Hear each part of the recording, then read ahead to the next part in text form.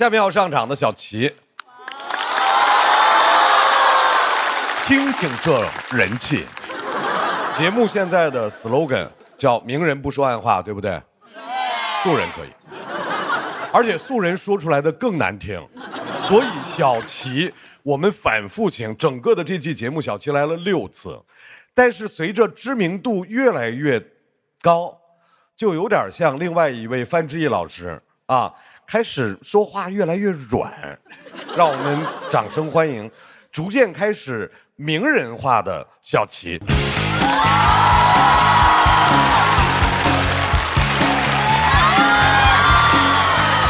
哎，各位好，我是小齐啊，不好意思啊，又来了啊。哎呀，现在谢谢6期了，朋友们，我这6期我感觉我坐实了，我没素质。尤其你就看今天这个阵容嘉宾，我感觉就是把各行各业转行到娱乐圈的这些优秀员工全请来了。比如我代表美容美发行业，宝哥村民啊，然后豆哥厨子，再还有健身教练、车间女工。鸡排哥小摊贩，杨迪小丑。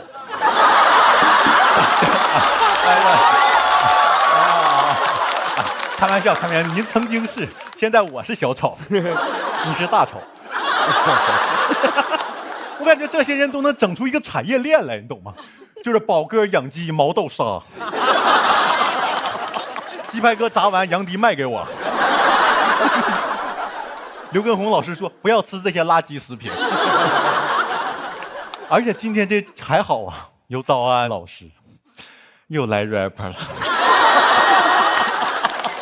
早安呐，我很早就想吐槽你了。他一早跟2万，不知道你们认识不？有一个组合叫 Round Two， 我当时就觉得他拖累我家哥哥2万，因为他词写的太差了，你懂吗？2万虽然也是像我一样中专毕业的，但那个词写的太好了。同首歌你们听过，来点纯正的味儿，1966这都是，偶尔也有坏习惯，我爱拿生命做投掷。我这个中专生一看文学，你知道那早安的部分第一句都是周杰伦写的，第一句是我一拳打开了天，化身为龙，第二句自己写的，你就看，哎呀，看看这拳打到你脸上有多疼啊。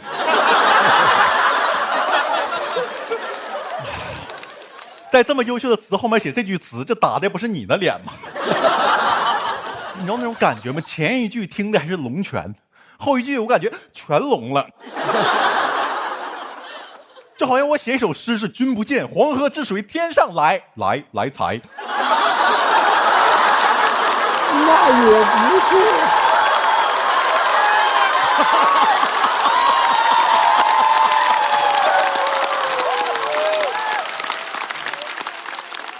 他一首麒麟火了，把搭档抛弃单飞了。我一听他的歌就像麒麟，我听着都是就像郭麒麟。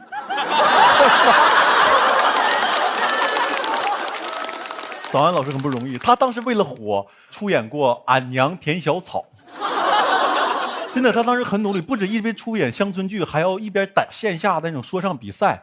怎么讲？他的生活就是晚上地下8英里，白天下地8苞米。很辛苦，真的。但是早安老师就上过学，也就跟别的 rapper 不一样，喜欢炫耀文化。他最开始叫 MC 早，我不知道该不该这么读，还是读 MC 早。早。然后大家问的说为什么叫早，他的答案是什么？因为喜欢鲁迅。鲁迅当时在课桌上刻早的时候，不知道给他起名呢啊。问他为什么喜欢鲁迅，他说一句话，他说因为觉得鲁迅是最厉害的 rapper。 不太敢苟同哥哥啊，因为觉得你把一个大文学家拉到这文化的层次上，鲁迅也会生气的。你怎么不说秦始皇是最好的 rapper？ 跟你多像啊，就喜欢把这些文化人往坑里推啊。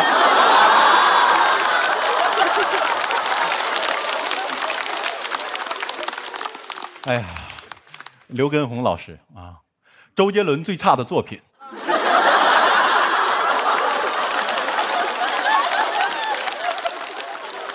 但其实跟红哥哥挺苦恼的。他说过，他不想只是成为周杰伦的朋友，他甚至曾经就是不想靠周杰伦做音乐了，所以现在用周杰伦的歌做操。我特别喜欢那个跟红哥哥的直播间，因为在里面啊，听周杰伦的歌免费。甚至那个就是《本草纲目》不火了吗？火了之后，采访的时候说想收周杰伦版权，倒反天罡的啊，反向收版权。那周杰伦向谁收版权？李时珍呢？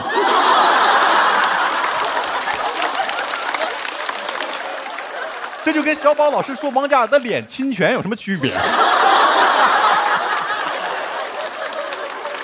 跟红老师真是一个健身狂魔，你知道，曾经就是跟周杰伦在国外巡演，坐公交车，大家坐的好好的，他就突然，旁边人老外吓坏了，那周杰伦保镖干啥呢？问他为啥，说是为了告诉外国人，打破他们刻板印象，展示亚洲人也有壮的。你那展示的不是亚洲人也有莽撞的吗？你公交车不应该展示亚洲人讲文明礼貌吗？你展示壮，你可以下车跑。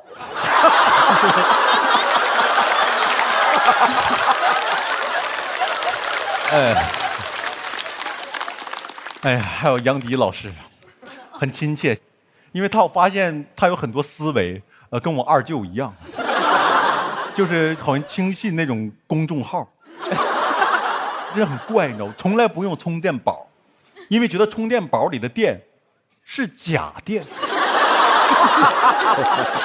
对呀，只有墙上的插座是真电。哥，我中专我没学过这种知识点啊。不，电也分真假吗？那是不是还有高仿电呢？有。你那假电充着会怎么样？那假电充完了开胶啊。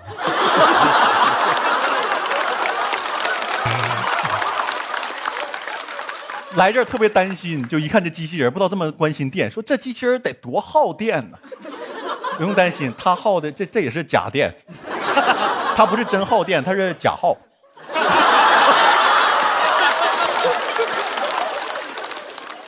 哎，对，然后宝哥，其实我感觉宝哥跟鸡排哥挺像的，是不是挺像的？都很黑瘦，然后有自己的幽默。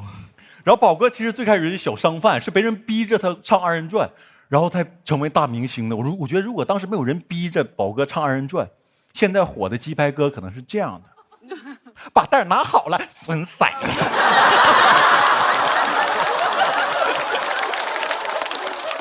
我叫我的顾客不要排队了，可他们非是不听呢。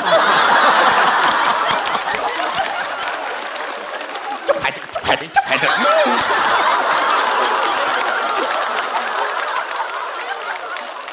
哎呀，鸡排哥，我觉得鸡排哥真的很好，还给我们中专生便宜1块钱，真的不像某个餐饮店只给大学生打折。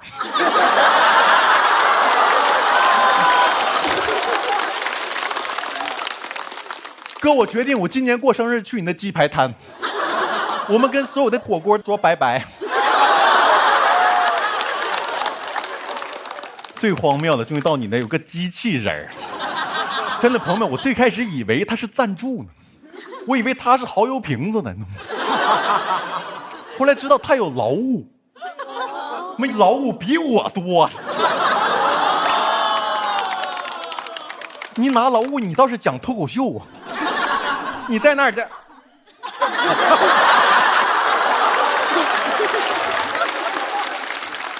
电动车都比你有用。你拿上劳务了，你闻过花香吗？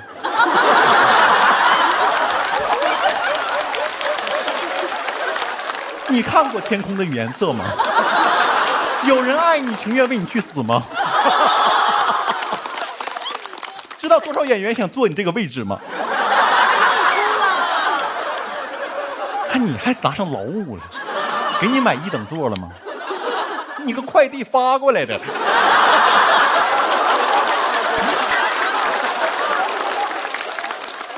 真的，我现在不在工厂装你跑这跟我装上了。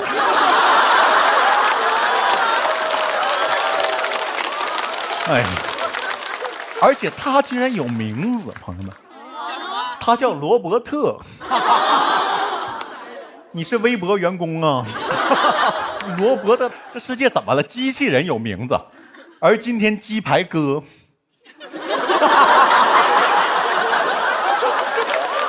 今天唯一一个用作品命名的人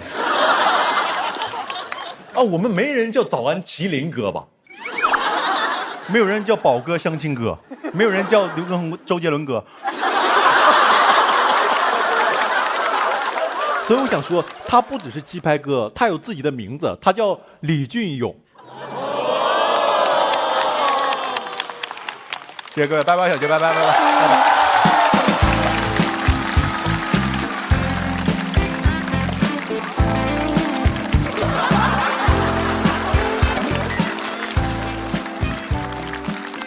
小齐说归说，闹归闹，最后一句话非常打动我，是吧？就是每一个劳动的人都应该有自己的名字。所以，小齐，我要正式的告诉你，让我们谢谢梁志明。梁志明，对，小齐的名字叫梁志明。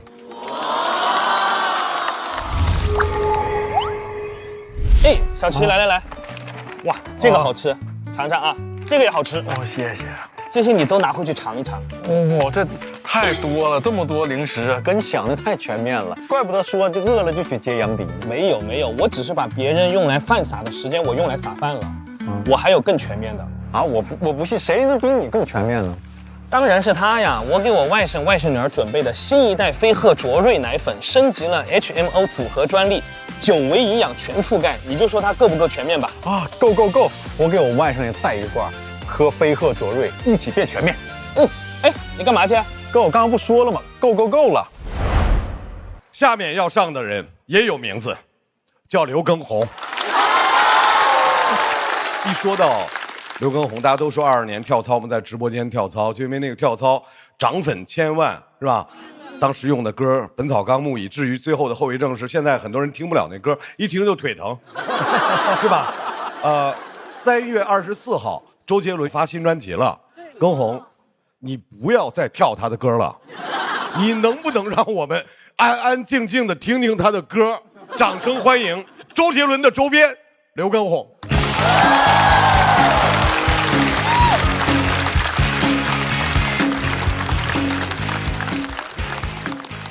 大家好，我是刘畊宏，很少穿这么多跟大家见面。现在，对，脱掉之前你先要热起来，来，音乐放一下，男孩女孩们一起暖起来，跳起来，来，一起站起来好不好？全体一起起立一下。你要干什么？真的吗？对，把手借给我，坐这么久该动一动了。对，男孩女孩们往上，对，很好。来，嘉宾们，1、2、3、4、5、6，可以，1、2、3、4。来，我们电子操准备，1、2、3、4、5、6，起来，腿再下，很好，乌兰，1、2，加油，毛豆，可以，再踢起来，1、哎呀，2、为什么啊？好累。 5、6，来，1、2、3、4、5、6，起来，腿再下，1、2、3、4、5、6，可以，1、2、3、4、5、6，可以，再踢起来，班级老师，快点，对，来做节目了，对，好，哦，够了。好了，OK，先坐下。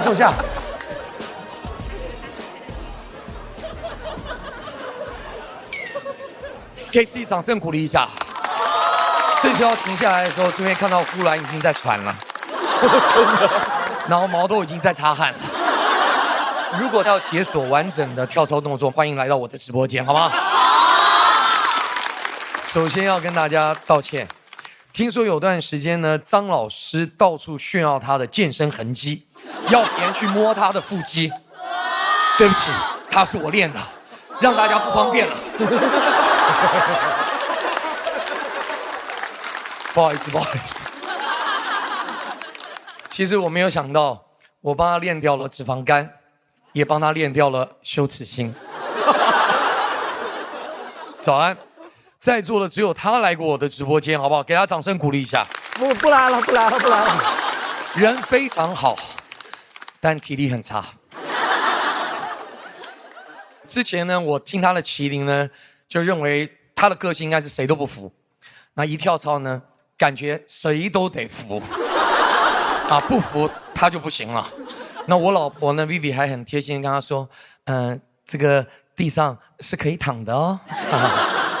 那我们其实都很担心啊，害怕呢这个把一个说唱歌手真给跳进了 underground。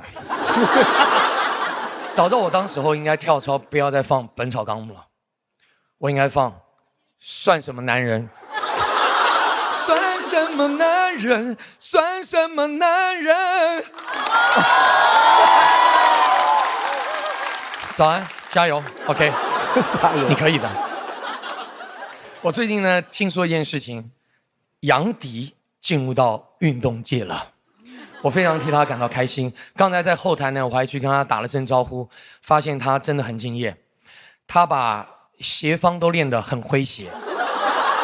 他斜方肌哈，这个像可能穿了一下这个垫肩，大家可能没看出来，他斜方肌是从，哎呦呦，从耳朵你看见没有，一直连接到肩膀。他这个呢，整个身体呈流线型，看起来很滑。你是想要练成流线滑子？老奸巨猾。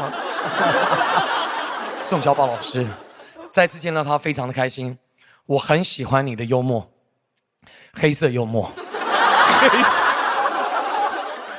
其实我都不敢让我的孩子呢多看你的小品，因为他们特别喜欢模仿东北话。你知道这可爱的小泡芙，他突然不叫爸爸妈妈，他叫爹。哎呦，我的妈呀，真受不了！这个我好不习惯，好严肃，好陌生，好让爸比伤心哦。鸡排哥，你好，我们两个有很多相似之处，都是突然火了，都是话很多，都是靠肌肉。所以我觉得我们两个其实可以搞一个联名啊、大家可以跟着我练操，练完之后吃鸡排，吃完再接着练。其实店名我已经都想好了，就叫做永动机啊。吃完你的，练我的 ，OK。我们还可以找个代言人，就跟我朋友一个很像的那个何广智。重要的是，我们的店里还可以用海天金标蚝油，肉类空调好搭档。蚝味浓，鲜味浓，吃完跟练刘畊宏。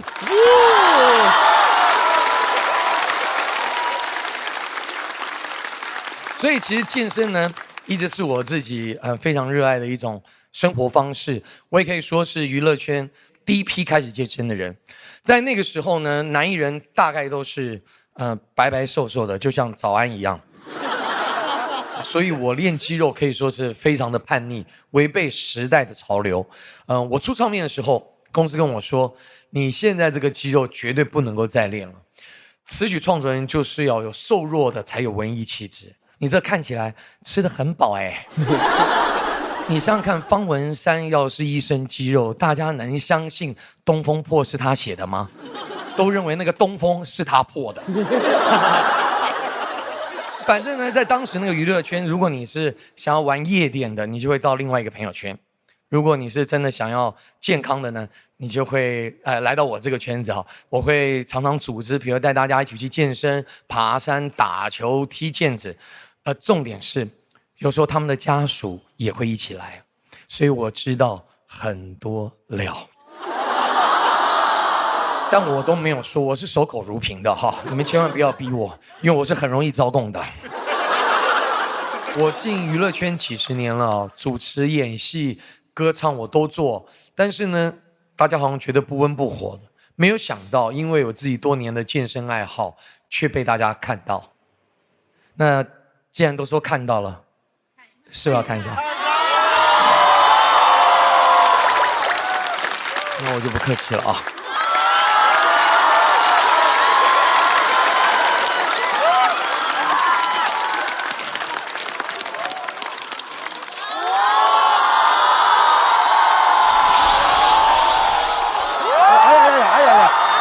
哎呀！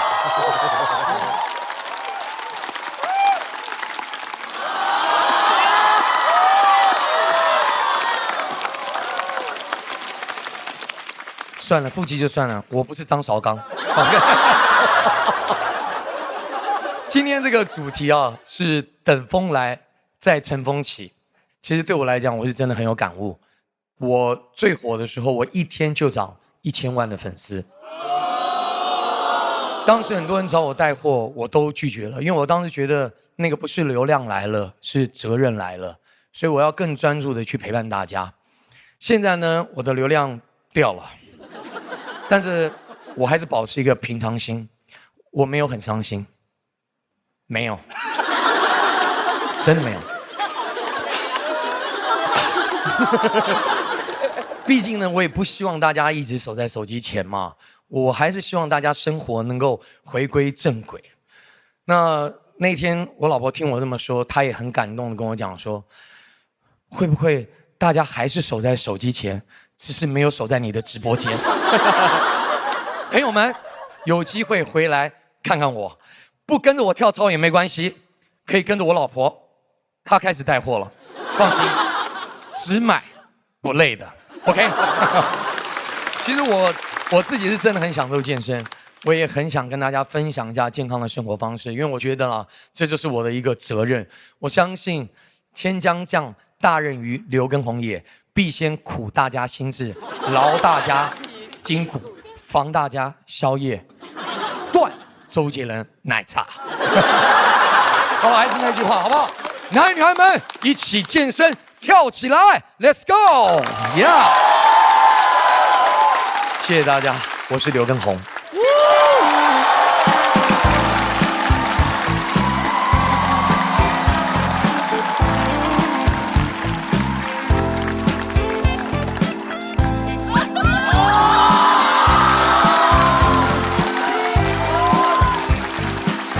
怎么样，一直如一是不是？张老师的好像反弹了。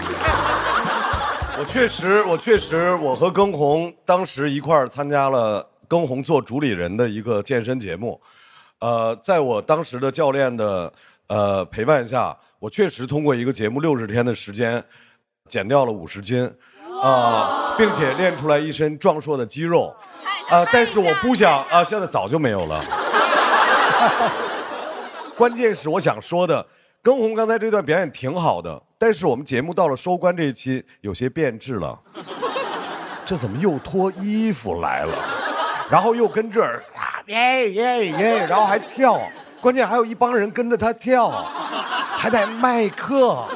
最后欢迎大家回到我的直播间，你干啥来的，刘畊宏？我来宣传。再次感谢畊宏的表演。身材是好，我俩一般大。小慧，你收拾一下你的表情。对，我俩是同年的啊，我俩一般大。真的？看不出来，就对，因为我是，阳光可爱型的嘛。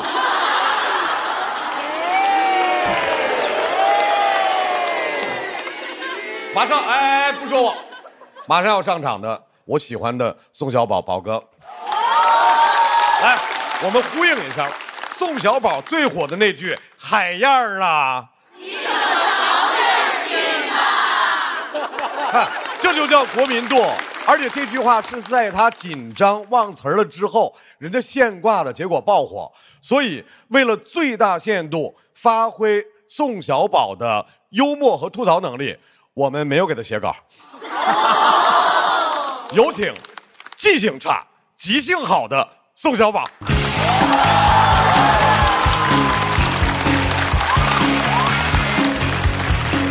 端个水杯上来。好帅！啊？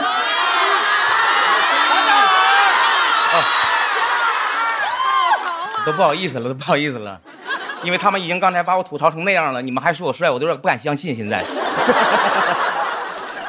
谁说成什么我都不会相信的。我们说是真的，是吧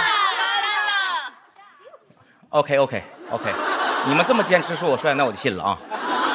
大家好，我是宋小宝。这个节目呢叫主咖，我一听说这个名叫主咖，我才来的。为啥呢？因为我是咖啡。这个节目叫主咖，听我咖啡来叭叭，给你们逗的笑哈哈，祝你们新的一年发发发啊！先整一个4、6、8句儿。其实呢，宝哥每次上台我都特别开心。其实我小时候也没想到我自己能有今天。其实成名之前，我也干过很多职业，服务行业我也干过，跟鸡排哥比不了。他那小嘴叭叭的，哎呦我的妈！我可没他那胆儿去教育顾客啊！我跟你说实话，他说：“哎呀，吃什么不重要，只要你心情好，吃什么都好吃。”我没他那胆儿。我唯一一次教育顾客，是我义正言辞地跟他说：“大哥，告诉你哦，打人别打脸哦。”我就不信了，你要心情好，说吃什么都好吃。你心情再好，给你俩大嘴巴子，你吃东西还能好吃吗？宝哥是怎么走上这个艺术这条路呢？19岁那年啊，我们村那时候来了一个演出的一个剧团，当时那个团长呢叫焦小龙。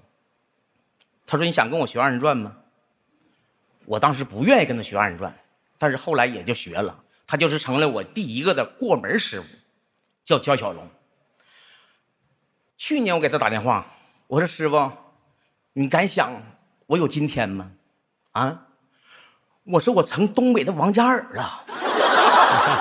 我师傅当时就懵了：“你上一边去，东北王不张作霖吗？”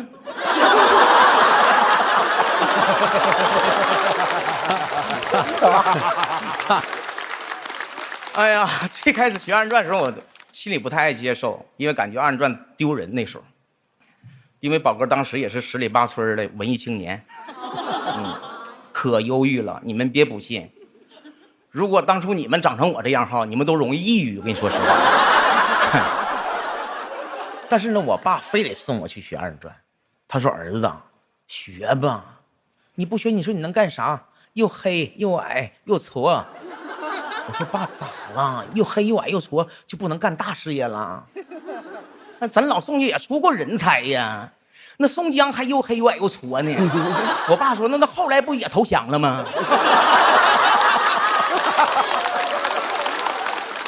当时二人转也不好干，那个时候素质没有你们这么高，坐在台下的所有人，真的，我说实话，我第一次上台演出，那站，什么玩意儿？下呀！我说：“哎，你等会儿呢，你别的，大哥，我倒理解你，是不是？你别瞧不起二人转，最起码它也是个艺术的瑰宝啊！都谁瞧不起二人转了？我瞧不起你。我说瞧不起我人多了，你算老几？”潜台词那些啊，当时不敢跟人这么对着干。其实那个时候成名之前，过得很不如意，兜里头也没啥钱。连2块钱烤地瓜都买不起，于是我就总上那个地瓜摊儿、烤地瓜摊儿去等，就问人家：“哎，哥们儿，有没有烤糊的？卖我一个呗。”给那哥们儿问的直毛愣啊！他哥们儿，你这是真怪哈！你专挑跟你一个肤色的吃，是不是？你看龚宏哥今年就50了，人长得多年轻，是吧？肌肉块儿线条。刚才我都很担心你哥全脱了，我特别担心你。真的，我都不担心别的，我就怕鸡排哥一瞅你那时候回起锅烧油了，是吧？就把你搞里头了。上分了。杰伦哥演唱会哈，龚宏哥去了30多场，也真是厉害。作为嘉宾，你看不唱歌，只跳操，他对自己的要求就是迈开腿。我相信杰伦哥对他的要求是管住嘴。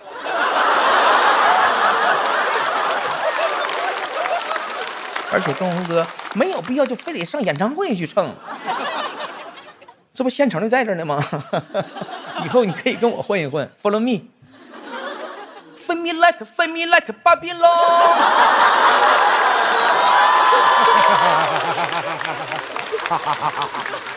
以后你跟我混一混，跟我混一混，对不对？你们别笑啊、你们回去仔细品，你们就会发现，宝哥的舞姿就像优酸乳嚼柠檬似的，一口，哎呦我的妈呀，酸爽；第二口有料，第三口上头了，差点忘了还上了心呢。雪橙版和红心苹果版，边喝边嚼，更上头啦！跟红哥跳操的时候，你就总是喊腰间的赘肉咔咔掉，人鱼马甲线我也想要。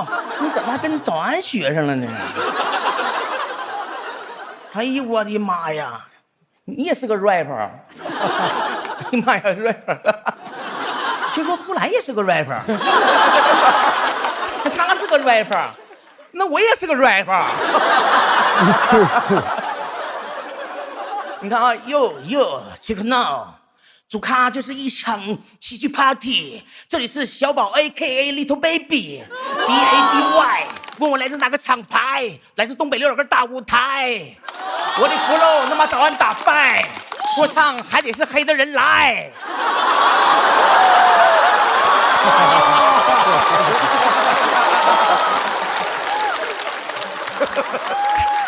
人家是专业的，我特意现场去看过他，他唱的叫音乐剧。东楼，你们有没有看过的？啊，有几个看过哈。当时我看着都恍惚了，说一会儿唱一会儿，唱一会儿又停，停又唱一会儿，那帮人在台上呼呼啦啦呼啦，我以为俺们东北二人转拉场戏呢。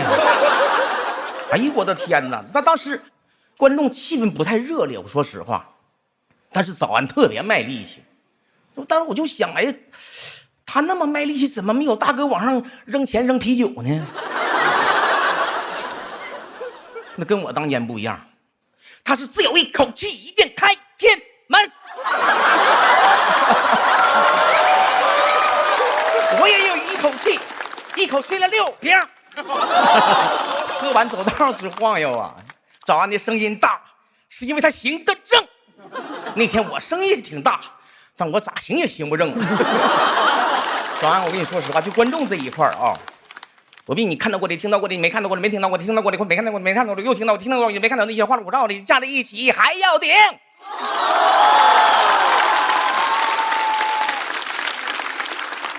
我觉得说快了没有什么太大意义。其实我以后我想挑战一个，我用东北的弹舌挑战一下，看谁快。哎呀，这场还有杨迪。宝哥，老搭档、老朋友了，真的。有人说：“哎呀，我俩只会扮丑。”啥话呀？真的？还说杨迪啊，谁红跟谁玩，净扯淡！我这么黑，他不也照样跟我玩吗？他不挑色儿。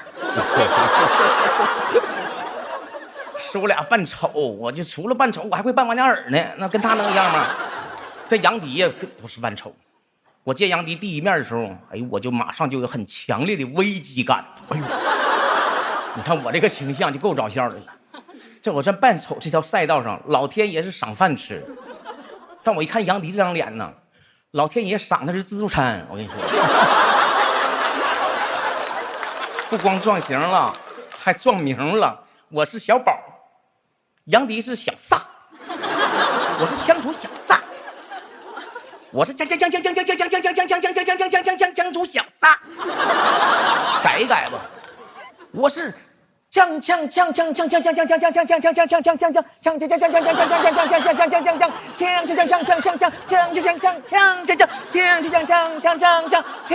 小撒瓜。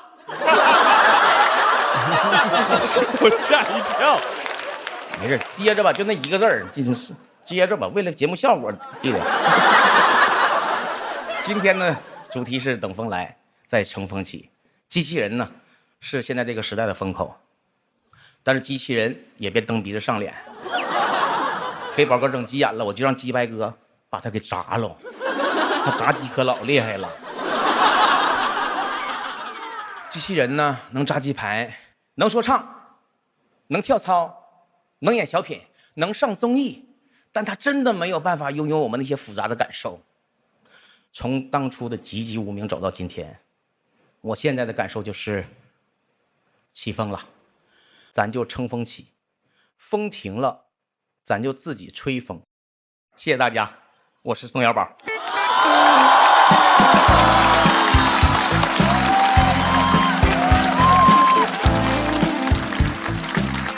来，再次掌声送给宋小宝。宝哥，你小时候真的是文艺青年？是啊，我觉得是肤色耽误了你，真的。对不起，是我的问题，宝哥，我的问题，我刻板印象了，我肤浅了。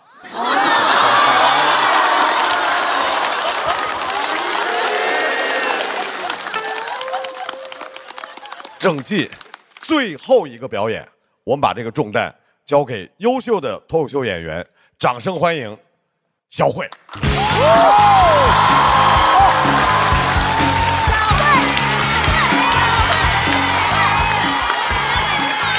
大家好，我是赵小慧。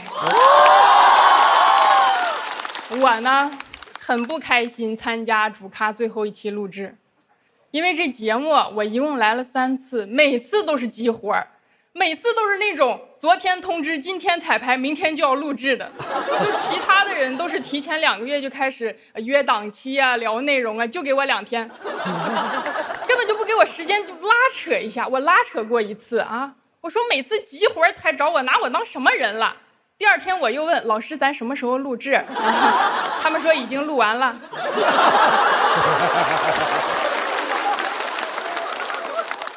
工作不好找，现在，哎呀，急活虽然讨厌，好过没活。你都不敢想，这一个豆瓣都不敢开分的综艺，还能有我这种应急替补选手？哎呦，这谁能想到？而且这个活是怎么变急的？来，我跟大家一起分析一下啊。应该是2个月前策划的时候就把这些红人们定下来了。一汇报，老板说：“哎，脱口秀节目怎么能没有脱口秀新人呢？”哎，给小齐喊来了。又一汇报，老板说：“哎，机器人这么火，怎么没有机器人呢？”给机器人喊来了。临近录制了，突然有人发现，哎，红人、老人、新人、机器人都有了，没有女人。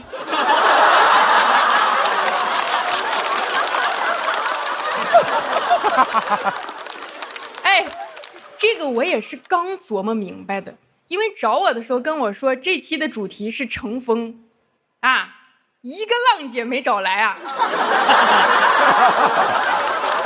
哎，我看了很多观众的评价，他就说我们节目很多嘉宾的稿子啊都差不多啊，没什么特色。那嘉宾你别看这一季来了50多个人，编剧就那么几个，他们都不是写完你的写你的，他们是没写完你的就得赶紧写你的，写完你的你又不来了啊。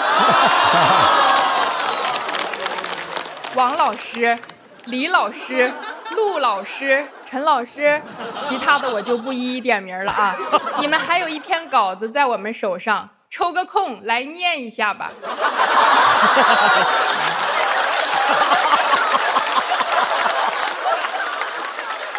那来的嘉宾吧，也奇怪，明明在互联网上就是靠那些八卦呀、花边呀出圈的，来这节目成艺术家了啊！可以调侃我的作品，但是不要聊我的感情。你1没作品，2不让聊感情，老师你白拿钱吗？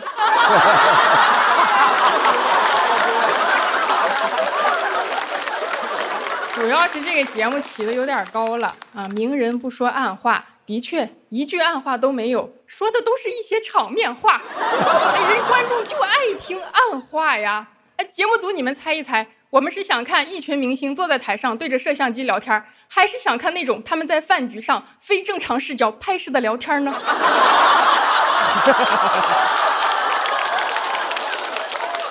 现在脱口秀演员也不敢说，你们别看小齐这一季火力全开，口无遮拦，因为他还是个素人。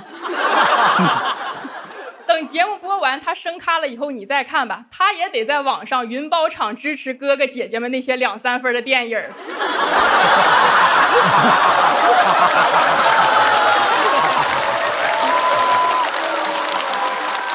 今天这期真的最难，来的这些嘉宾可以说是毫无槽点。啊，鸡排哥刘畊宏，一个怕你吃不好，一个怕你不健康，你还好意思说人家啥啊？哎呀，那早安，名字都这么有礼貌的 rapper， 我也不好太没礼貌。这节目组有点不礼貌啊，根本就没拿你当 rapper。你不知道前面录了一期说唱专场，就没请你。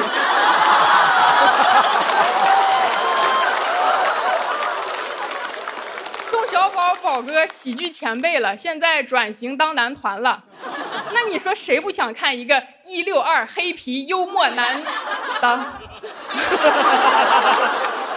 那杨迪就更别说了，但凡真有什么槽点，一大半的综艺都得下架。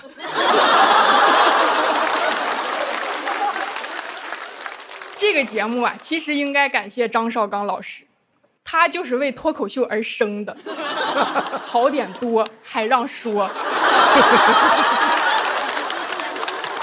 我在网上看啊，张老师上课没有人选，前2排都是空的，张老师站在第3排开始给后面的同学讲课。你就知道在学校真是没人听他说话，只能来录脱口秀。这200多个人必须听他在这扒扒，没扒完就不让你们走。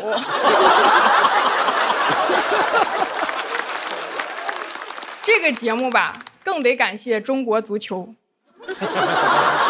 没有国足就没有品牌挚友范志毅，调侃了1季足球了。虽然嘴上一直在鞭笞，但他心里想的很可能是，足球一定要好起来，但千万不要比我当年好，不然我就接不着活了。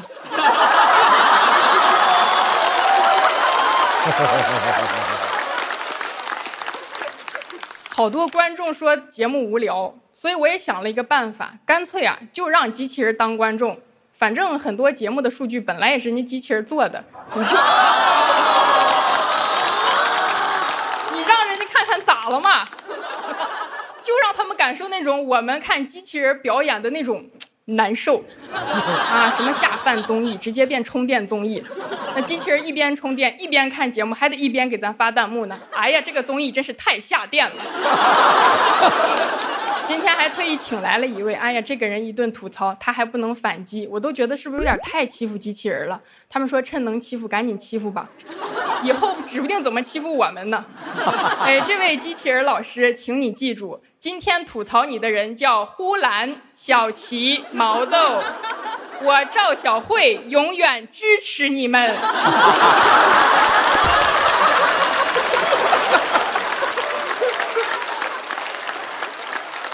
有没有感觉出来这一期节目其实啊，大家只敢吐槽机器人和张绍刚，但是很快也不敢吐槽机器人了，因为人家发展越来越快了。可是张老师会越来越老，也越来越好欺负。谢谢张老师，我赵小慧永远欺负你。谢谢大家，我收工了。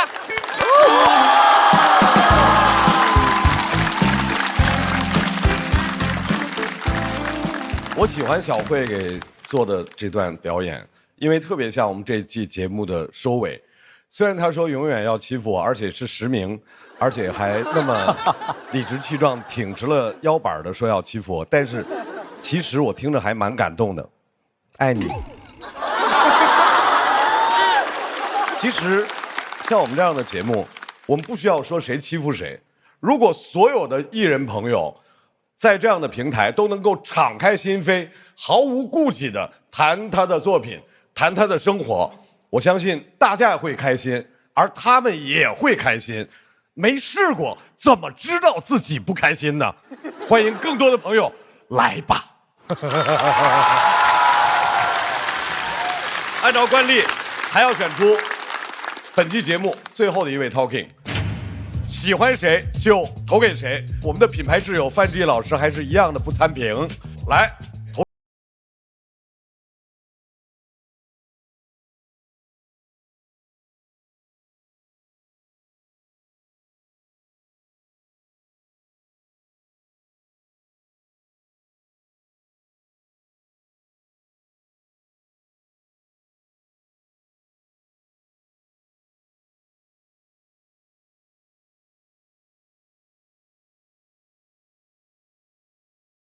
谁会获得 Talking？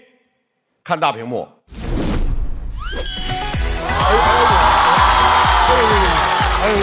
谢谢何老师啊，不好意思啊，不好意思。海天蚝油，鲜好鲜好 ，Talking 真材实料，恭喜毛豆获得本场 Talking， 也请豪豪为 Talking 颁奖。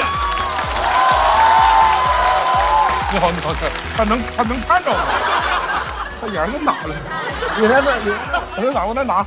我在这儿抱一下，我要抱一下，咱俩可抱不抱？好了，别给你蚝油挤出来了。谢谢豪豪，来 Talking 感言。哎呦，我先替节目组感谢一下张绍刚老师，他非常不容易。张绍刚老师真的，我从第一次看吐槽我就记得有个弹幕要众筹打张老师。这么多年了，不知道他得找多少人打你，非常不容易，非常感谢老师给很多槽点，包括很多老师。什么叫我给很多？重说非常感谢这个接近完美的人。然后是我也是第一次录这个，我很紧张。那谢谢大家，谢谢大家，大哥，再次感谢毛豆。我们今天呢，既然是本季的最后一期，所以除了 Talking。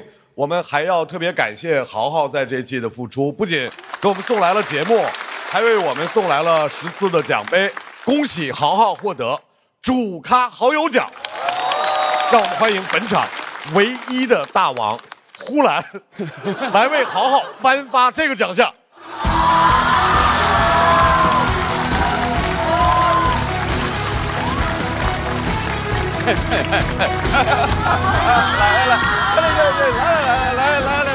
来，好，辛苦了。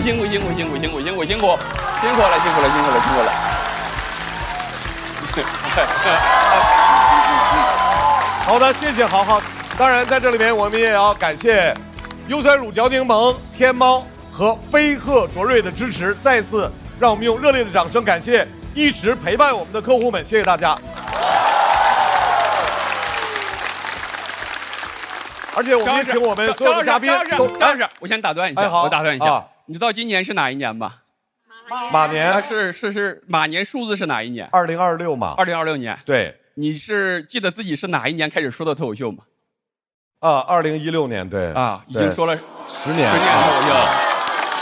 谢谢张老师对我们10年的陪伴。刚才张老师说特别喜欢小慧的那个结尾，但是那还不是这季的结尾。我们没有通知张老师的情况下，又给张老师又准备另外一个结尾，好吧，小七。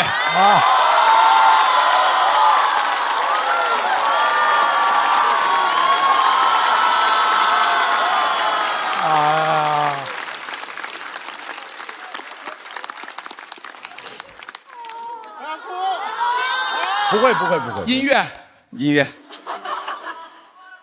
张老师您好。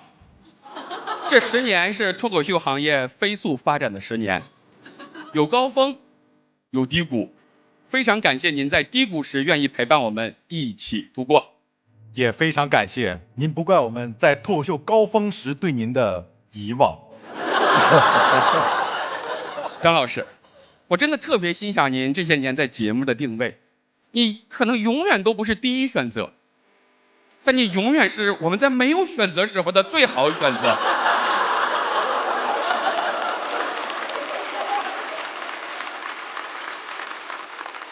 在考虑主持人人选的时候，我们总会加一句：实在不行，我们可以找张绍刚。张绍刚，我们节目最坚强的后盾。我们估算，您从2016年开始被吐槽超1000次。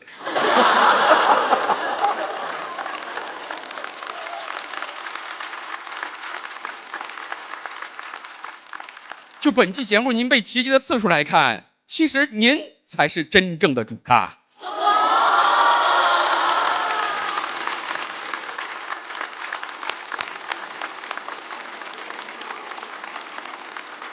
每当有写不下去段子的时候，大家都会不约而同地说：“要不用张老师收一下？”感谢您成为我们黔驴技穷的证明，也感谢您成为脱口秀最后的大帝。是的，可能有时候部分观众觉得您有些讨厌，但只有我们知道，这都是您为了节目效果努力做出的表演。也只有我们知道，您在私底下和台上绝对是一模一样。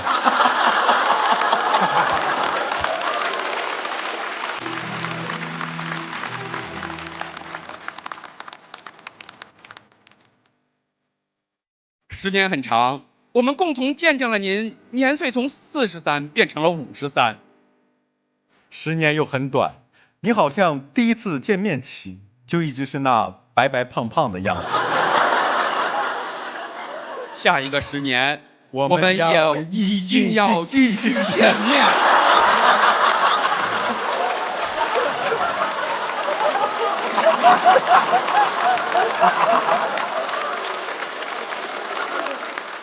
再来，下一个。下次能找个上过大学的吗？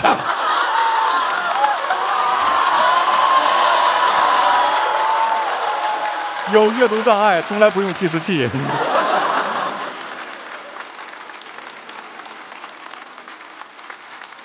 最后，我们想说，您就是主咖最好的主持人，也是脱口秀最好的朋友。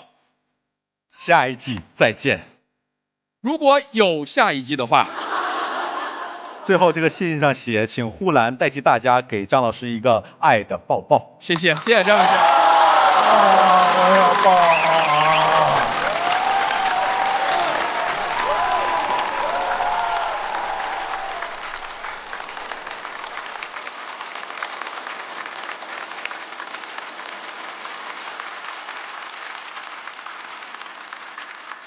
再次感谢。有请吐槽队长张绍刚。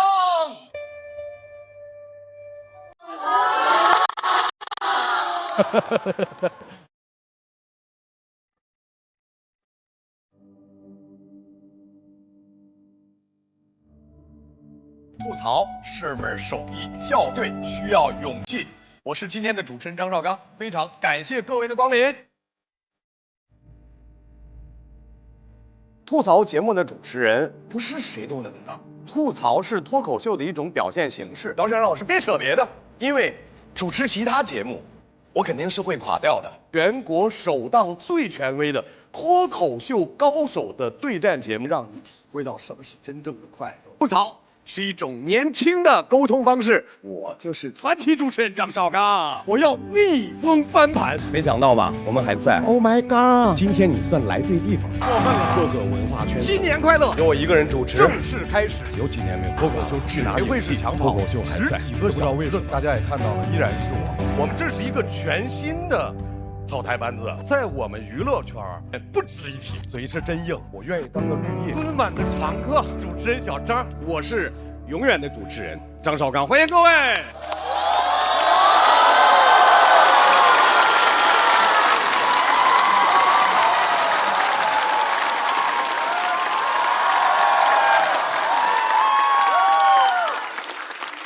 再次感谢。很意外，因为主持人不应该在这个舞台上被人注意，因为好的主持人应该他永远是绿叶，把最好的舞台呈现给嘉宾，呈现给优秀的脱口秀演员们，能够成为他们的素材，是我的荣幸。这个世界上很少有人能够持续成为脱口秀演员们的素材。感谢大家让我成为你们的素材，同时我也愿意继续在这个舞台上，在你们需要我的时候，在你们身边，永远做绿叶。希望你们的花朵。这边绿叶生气了。谁管他？现在是我的荣耀时刻。当然了，还有人在打断。既然已经打断成这样了，来。请我们所有的嘉宾稍等一下，张老师，我们请小齐为张老师颁发脱口秀金话筒奖。来哦！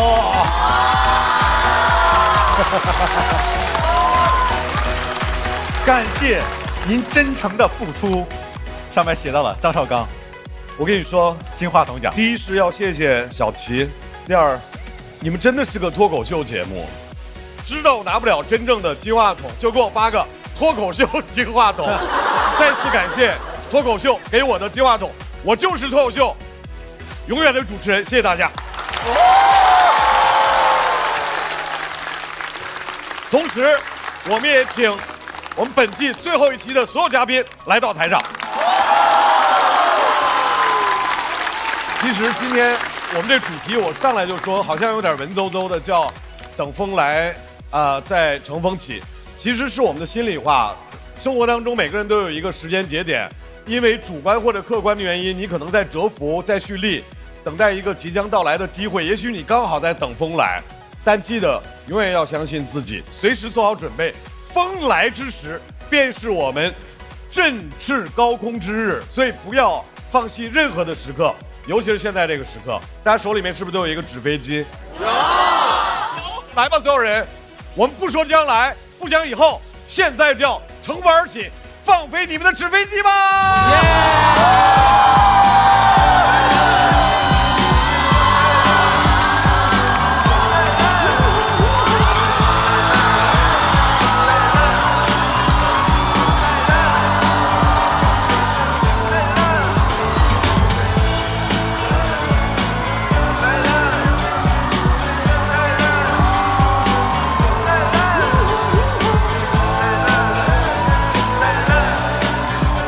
感谢所有观众朋友这一期的陪伴，非常感谢大家陪我们一路走过了10期，感谢所有来过我们的嘉宾。我们一直在自嘲节目没有主咖，但是其实，在我们的节目里面放下防备，一起互相调侃、吐槽，有这样的喜剧精神的你们，每一位都是我们的主咖。同时也要感谢所有还没有来到我们节目的嘉宾，我们会一直请你们，一直呼唤你们，直到你们来为止。这怎么还有人扒拉人？如果你们愿意，我们节目才有第2季的机会。各位，我们现在要认真的感谢一下节目幕后的编剧朋友们，总编剧程璐，飞行总编剧小罗、放放、小马、陈小静、Jerry、6件套、袅袅、3D， 以及饼干、菜菜、川池、陈火腿、昌叔、多多、大火手、蛋卷、2维码、高寒、盒子、航哥、火锅、何广智、火火、好梦、何鞋子，还有鱼、侯志远、鸡翅、姜子浩、卡卡、柳风尘、老蒋、李梦洁、李文、李阳、陆子野、梦涵、Party、齐明、裘晓峰、乔毅、Seven、孙书恒、孙喜、唐突、甜甜、吴豪、吴星辰、王大刀、王颖、万依林、王子涵、小何、小黑、秀琴、小四爷、喜树、小朱、张浩哲、周新宇、赵月、赵有成、粽子，各位编剧老师，别的不敢保证，结尾一定要署名。还想看到哪些狠角色来到主咖和的朋友们，关注效果公众号小程序许愿，可能他们还有来的机会，并且还有更多的演出等着大家。场上没吐完，后台更精彩，别走开，后面有彩蛋。各位观众朋友，再次感谢各位，有可能的话，我们下季再见。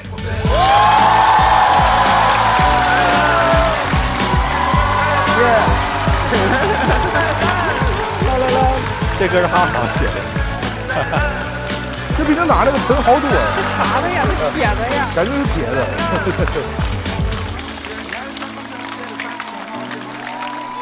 机会一定是给有准备的人。鸡排哥他一定不是第一天炸鸡排，然后有一天他的劳动被大家发现，所以不是风口，是机会。我没有时间的，你们理解一下。我4点半以后不接散客的。一个行业刚刚兴起的时候，你刚好赶上了这个发展最快速、最野蛮生长的这个时间。乘风而起，就是前提是你还是有一定能起飞的功力才行。风怎么说呢？我可以理解为所有粉丝朋友们，你的机会，你有你的核心的价值，你只要坚持了，那有一天风起的时候，它能够展翅高飞。我其实希望最后我是带给大家一个健康的生活方式。我就是一个全民健身推广健康生活方式。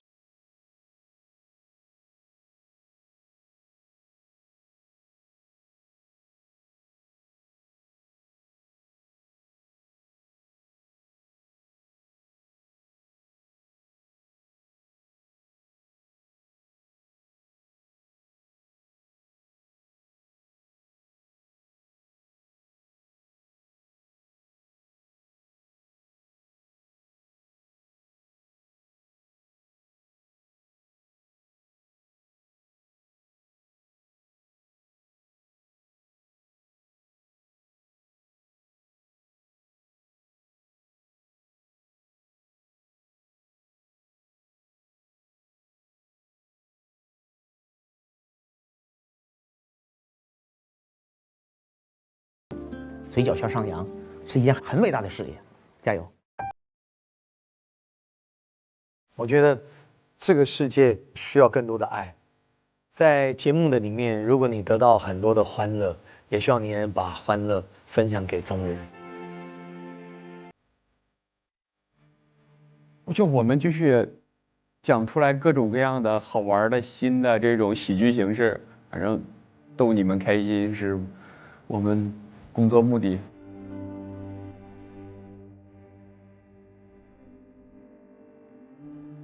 我觉得观众这挺好的，多点人看就好了。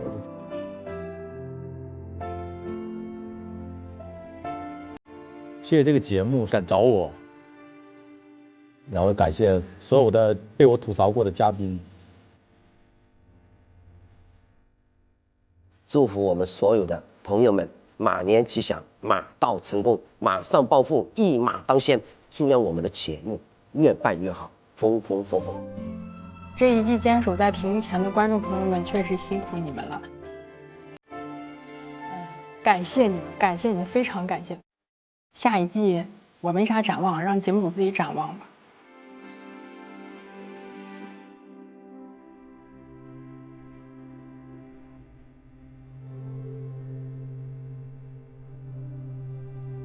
反正我们下一个节目、下个节目到时候再见呗。线上线下啊，全国各地无一幸免。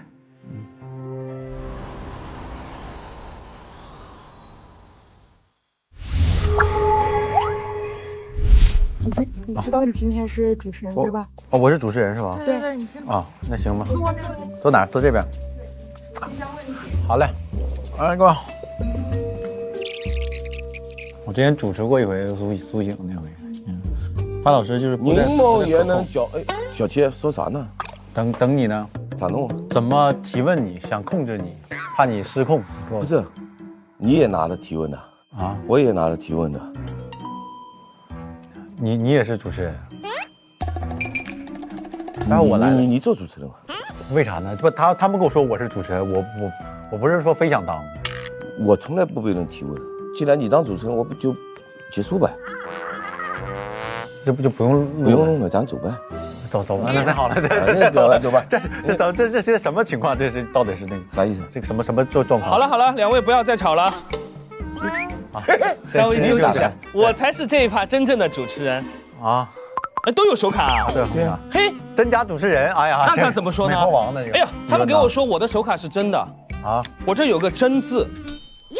这还有这么综艺呢？现在开始玩真人秀了的啊！我这写着假啊，这是假。你有字吗？我是假，假的。好，行，因为我这真的，你们两个的这个手卡是假的，那就我来了，好不好？哦呦，好。两位请坐。不，你坐中间，中间。我这是访问位，你坐中间。你左右两边看，一个一个问。来吧。你坐。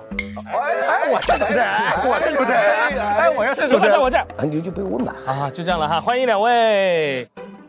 柠檬也能嚼着喝，只要3口就上头。欢迎来到优酸乳嚼柠檬带来的。那么问题来了啊，因为我是这个环节的嘴替，我是这个环节真正的主持人，就有很多问题要问你们。有些是网友想问的，又是节目组想问的。是哦，你的词儿都背下来了是吧？绝对不是我想问的，对，因为我对你们两位并不好奇，看得出来。主要是节目组和网友有很多问题想要问你们，所以就帮我们解答一下，好不好？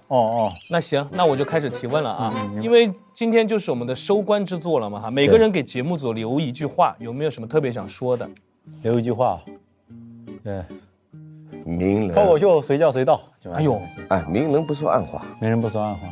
啊，我其实还愿意讲，要官方一点，真想讲，我还挺想感谢节目组，就是，我就觉得，真敢播哈，对，不知道，对，真敢播，也不拦我，愿意找我，然后，就是我感觉有点互相这个帮助的一个意思。我觉得小七值得被捧，值得被捧，就每一期他这个表演是很自然，对，他也很客气。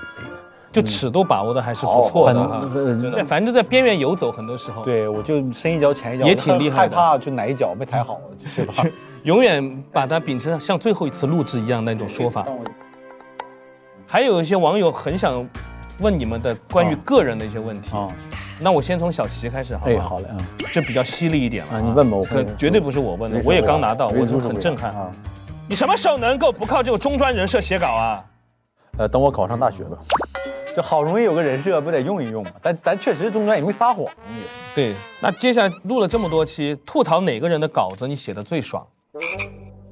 真的可以说吗？真的可以。艾弗杰尼，3位就是那3位嘛，就是艾弗杰尼老师，然后向佐老师、胡一星老师，我是觉得写就越写越有激情。怎么会这么有激情呢？就是因为他们身上跟我身上有完全的反差的东西啊。就比如说他是天才，我是一个偏笨一点的人，就比如胡一星老师。然后那个向佐老师的家境很好，我是家境比较贫寒那种。然后艾弗杰尼装我不装，还没结束，比较跟我有完全身份反差的，所以比较从我的角度好写一点。那你觉得这个节目的品牌挚友是你还是范老师？当然是范老师，我这开玩笑是。为什么一直反复说这个问题是范老师问的？范老师，这个问题是那我怎么能跟品牌抢朋友呢？对吧？咱就是嫉妒范老师，就是纯嫉妒啊。对，那接下来问范老师了哈。范老师觉得自己是脱口秀天赋型选手吗？不是的。但是范老师讲的时候，你那种松弛感拉满了。不是，我也是学习他们。学习，因为每一行是不一样的。因为你在看他们说的这个时候，他所有的这个气口点是很重要的。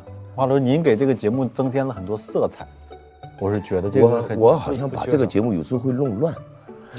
为什么你知道吗？由于自己的这种唐突啊，这节目都产生了一种什么？脱口秀节目已经产生了互动。觉得你那个色彩给的挺好，就是你显示了张绍刚老师的主持水平。要不然他那个水平，他正在用，对，没地方可使。你就看那些大主持人，他厉害都是那种神级救场。但那不得有人闯祸才有神经？所以说他拿了终身成就奖。终身成就奖，我觉得这个军功章有你一半。挺好的，就是讲到谁的时候稍微打个点也挺好的。现在反正麦不给我们开了，就怕互动的太。第一、第2期还让我讲话，从3、4、5、6到今天，我硬讲了，我站起来了，我喊了，我没办法。听到了，他不让我说话。您猜为什么不让您说话？心中没数吗？我懂。对，因为范老师的品味应该跟我差不多，喜欢那种。直球大力射门，所以就给接下来要来的嘉宾提个醒，就是我们也得火力全开一点，是不是？我是觉得就是来这儿就得需要有那种稍微温情一点，有那种清醒一点的，有那种像我这种粗糙一点、猛一点。我觉得这整个一盘菜它好吃。我觉得如果全是我这种没素质的，这个节目很快就会完掉。我是觉得就是，主要是我占便宜，因为我是。就跟足球似的，我是最后大力射门那个，但前面好多人什么盘带、什么抢球啥的，什么防守啥那些都人做好了。我有一射门，可能镜头就在我这儿了。战术需求，对我只是适合射门而已，但不是这个球队的灵魂，不一定是我。反正，在品牌挚友心中，你就是那个主咖，是有你才成立啊。我的心就很好，你跟着挚友走就行了。好，挺好。因为范老师整季是我们的品牌挚友，如果第2季再邀请您还想当什么？我想当导演，就是干活，因为毕竟53个嘉宾嘛，来来回这个吐槽，我就觉得很多时候，不是对每一个人有这样一些看法，只不过是这个一个节目通过这样一种脱口秀的形式，把曾经过去发生的一些事情，通过一个点来介绍。那最后了，有没有什么特别想给我们的观众朋友说的？可以说一说。一切都好，身体最重要。感谢你们，我会继续努力的。我也谢谢观众朋友对搞笑朋友的包容，因为就是每个发自内心想让你们笑的人都不会存在坏心眼的，所以说看我们节目就是带着开心来，也含着笑意去，这是最好的一个安排。谢谢你们，拜拜，拜拜，拜拜。老说我为了搞笑刻意扮丑，我枪足小帅还需要刻意吗？哎，优酸乳嚼柠檬，哇，这味道可以啊！优酸乳嚼柠檬，真实果皮果肉，嚼不够，只要3口就好喝到上头。新出的雪橙版和红心苹果版，好喝又好嚼，根本停不下来。我嚼着行，你也试试。豪门正统在海天，原汁豪肉熬出鲜，感谢鲜豪鲜熬。真材实料的海天蚝油冠名播出，怎么喝都好嚼，怎么嚼都好喝。感谢柠檬也能嚼着喝，只要3口就上头的优酸乳嚼柠檬联合赞助播出，这么全面，这么营养，非鹤专为宝宝着想。感谢重磅升级、营养更全面的新一代飞鹤卓瑞奶粉赞助播出。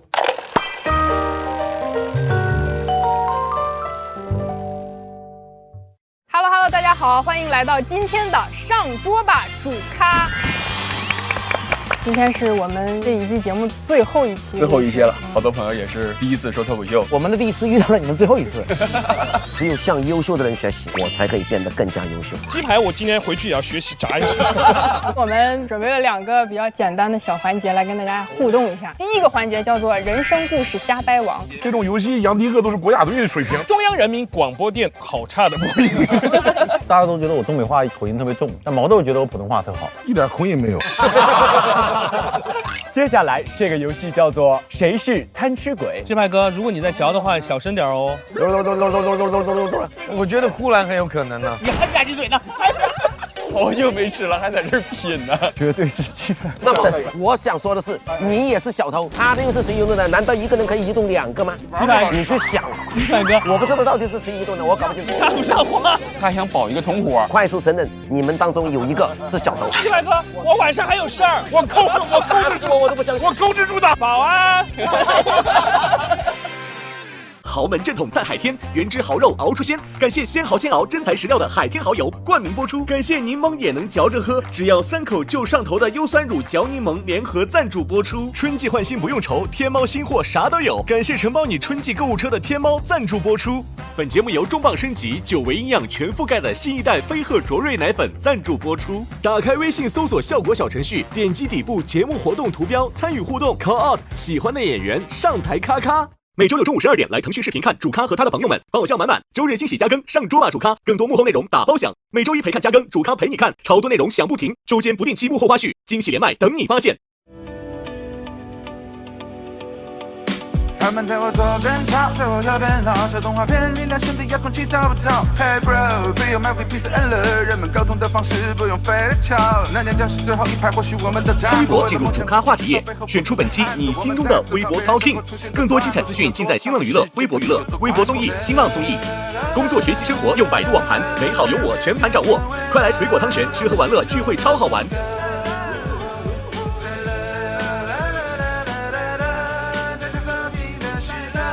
感谢独家社交媒体平台微博对本节目的大力支持，感谢首席合作媒体新浪娱乐、微博娱乐、微博综艺、新浪综艺对本节目的大力支持，感谢合作伙伴新浪新闻、立立成传媒、讯飞输入法、知乎、鱼库对本节目的大力支持。